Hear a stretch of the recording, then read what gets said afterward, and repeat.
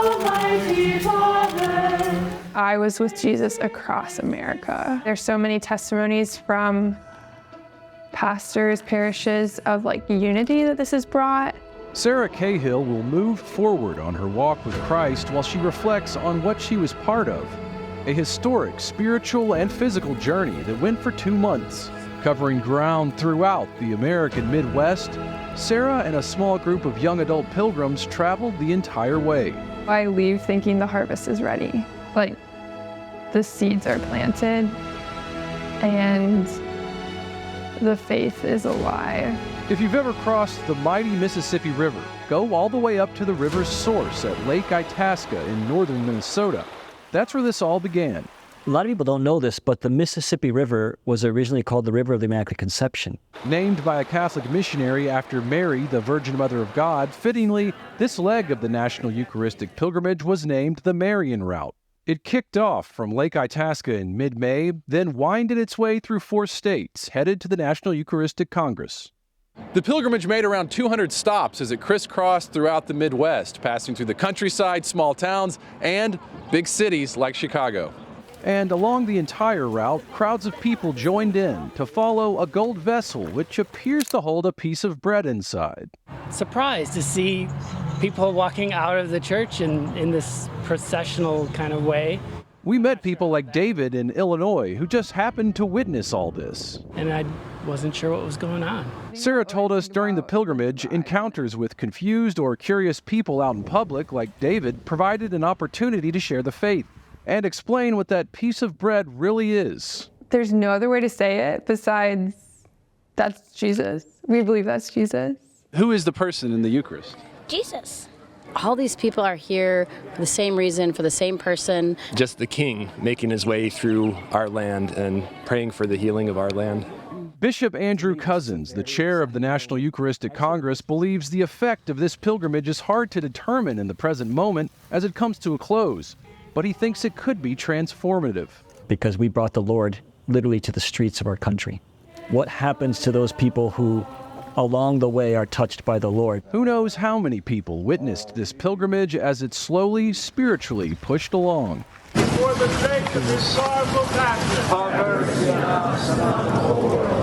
Some of the highlights: more than 7,000 people processed down a popular street in St. Paul, the capital of Minnesota.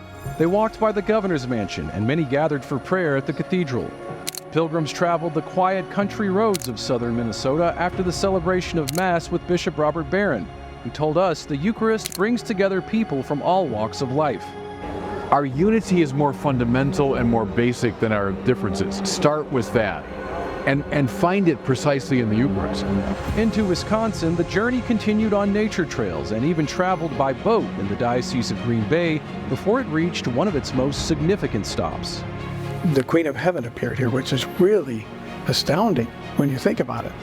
Heavenly royalty comes down to this place right here. The shrine of Our Lady of Champion outside Green Bay, Wisconsin marks the place of the only church-approved Marian apparition in the United States. Here, 2,000 pilgrims processed along the grounds, praying as they passed the grave of Sister Adele Bryce, the woman who saw the apparition of Our Lady and is now on a path to possible sainthood.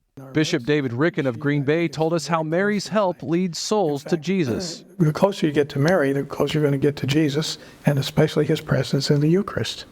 So it's all connected. Crossing into Illinois and the Archdiocese of Chicago, the pilgrimage inspired simultaneous events to gather diverse Catholic communities throughout the city.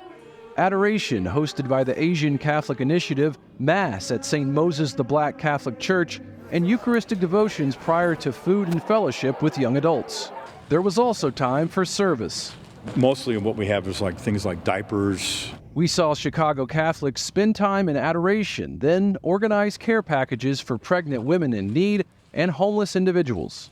Shampoo, conditioner, socks. They told us the Eucharist should lead to greater love of neighbor. When we receive Jesus in the Eucharist, it's not just for us, but it's Jesus working through us in the community. So at the end of Mass, we are sent out to do Jesus' work. Moving into Indiana, there was Eucharistic adoration at a Byzantine Catholic church and later a party on the shores of Lake Michigan. Pilgrims also stopped in South Bend at the University of Notre Dame, and as the procession continued through Lafayette, Indiana, special blessings were given to educators, healthcare workers, farmers, and first responders. As this pilgrimage now comes to a close, the experience will stay with those who witnessed or walked it.